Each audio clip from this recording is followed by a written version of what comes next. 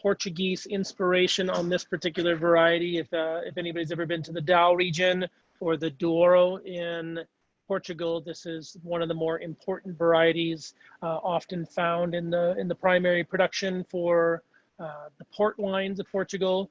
Often a low yielding, thick skinned, resistant to botrytis type of a variety. Late ripening, which is what you mentioned earlier, which is one of the reasons it's probably not growing in the Willamette Valley. It needs a little bit further, needs to be a little bit further south to do its deal. Tinta Cão, I guess means red dog, but I don't know why it's called that. Maybe it's is it a fickle grape to work with in the vineyard? How is it farming Tinta Cão in Oregon?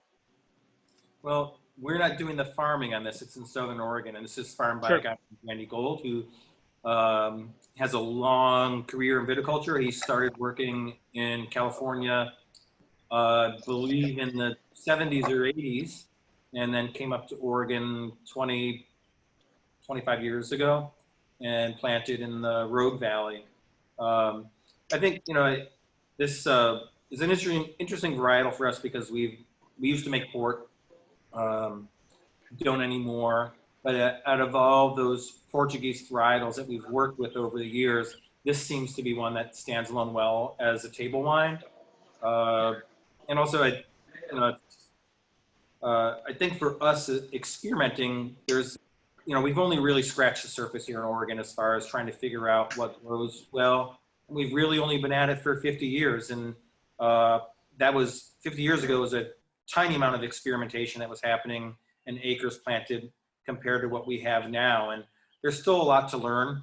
I believe our terrain and our climate is probably closer to what you'd find on the Iberian Peninsula than it is to further north in continental Europe, which is one of the reasons why I've spent more time messing around with Iberian varietals. But this is one that I think works really well. And for us as primarily a Pinot Noir maker, we also we're interested in working with other varietals and making wines that have different styles and that pair with different foods. And if we look at Pinot Noir as something that's elegant and delicate yet still has power, the Tinta Cão, maybe it would be called like Mad Red Dog. That's definitely. It was a bad joke, but anyway, it's a much bigger bodied wine. It has, those thick skins give the wine a lot of structure and tannin levels that I think are big tannins, but they're not harsh. They're big, softer tannins, and depending on what you have on your plate, sometimes a wine like Tinta Cão makes a better match than something like Pinot Noir.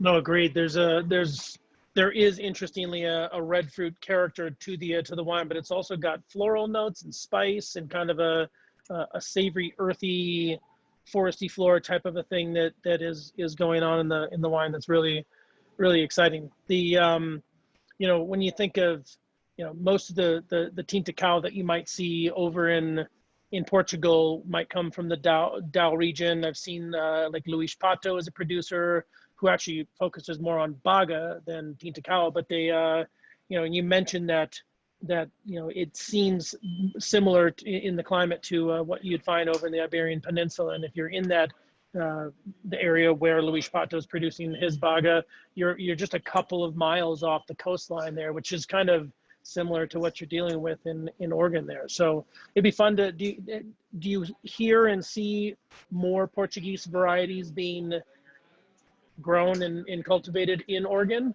Is that something or is it just something kind of specific to this particular grower? Yeah, he has a number of Portuguese varietals planted, and he planted them specifically for people who were interested in making ports. That was before we could no longer use the term port, which I can't remember what year that happened. It was early 2000s, which really kind of crippled and hurt port style wine producers in the US. As far as I know, there's not a lot of Portuguese varietals planted either in Southern Oregon or up here in the north. And maybe it's another area of the world where we need to look at some of the varieties that they're growing and give them a shot here. I couldn't agree more. I spent a pretty amazing trip going through all of the growing regions of Portugal a couple of years ago, and my eyes were, open to the possibilities and the potential of not only the varieties but the regions, but the food and the wine culture that exists in Portugal is so exciting, and it'd be interesting to see more influence coming from that direction. I think similar to Oregon, they're just scratching the surface of what is possible coming up in the future.